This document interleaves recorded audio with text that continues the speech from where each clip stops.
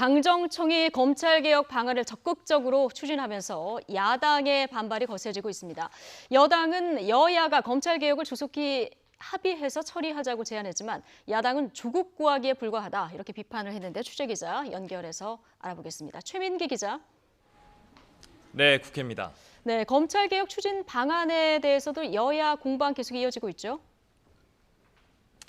네, 민주당은 검찰개혁은 국가 1호 과제라며 이를 속도감 있게 추진하겠다는 방침입니다.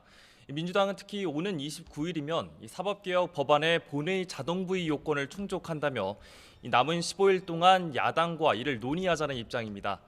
이인영 원내대표는 국회에 상정된 검찰 사법개혁 법안의 본회의 상정도 눈앞에 왔다고 강조하며 한국당을 포함한 야당에 회답을 촉구했습니다. 직접 들어보겠습니다. 모든 야당에 정식으로 제안합니다. 지금부터 남은 15일 동안 여야가 검찰개혁과 관련해서 법 처리를 합의할 수 있도록 최선을 다하길 바랍니다. 반면 한국당은 기어코 독재의 길로 가겠다는 것이냐며 강하게 반발했습니다. 황교안 대표는 이 정권이 다른 야당과의 합의까지 어기면서 공수처를 만들려는 이유는 조국 장관 수사를 무산시키려는 술수라고 주장했습니다. 황 대표는 대통령이 끝내 조국을 품에 안고 독재의 길로 간다면 정치적 책임은 물론 법적 책임까지 면하기 어려울 것이라고 쏘아붙였습니다. 문재인 대통령의 범법자 조국 지키기와 이 정권의 친문 독재에 맞서서 전방위적 투쟁을 계속해 나갈 것입니다.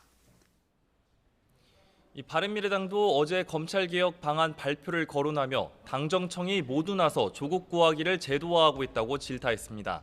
손학규 대표는 만약 여당이 조 장관을 명예퇴진시키기 위해 검찰개혁을 서두르려는 생각이라면 그 생각을 고치라고 쓴소리를 했습니다.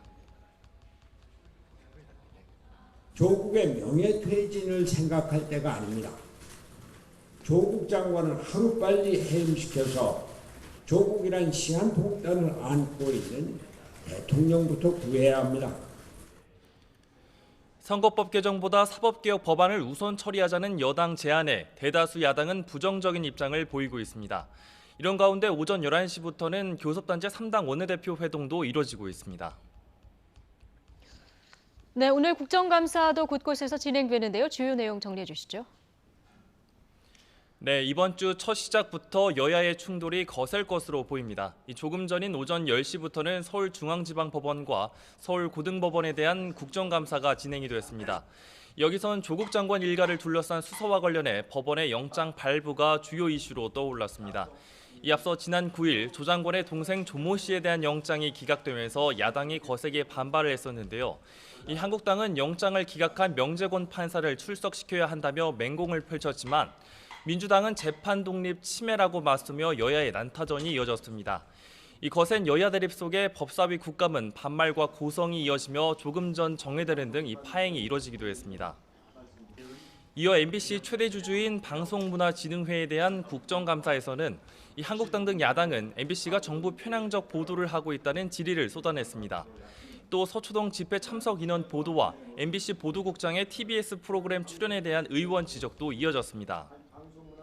이와 함께 서울시청을 상대로 열린 국정감사에선 조 장관 일가가 투자한 사모펀드 운용사 코링크 프라이빗 에쿼티가 서울 지하철 와이파이 사업에 참여한 배경을 놓고 야당의 집중적인 질의가 잇따를 것으로 전망됩니다. 지금까지 국회에서 YTN 최민기입니다.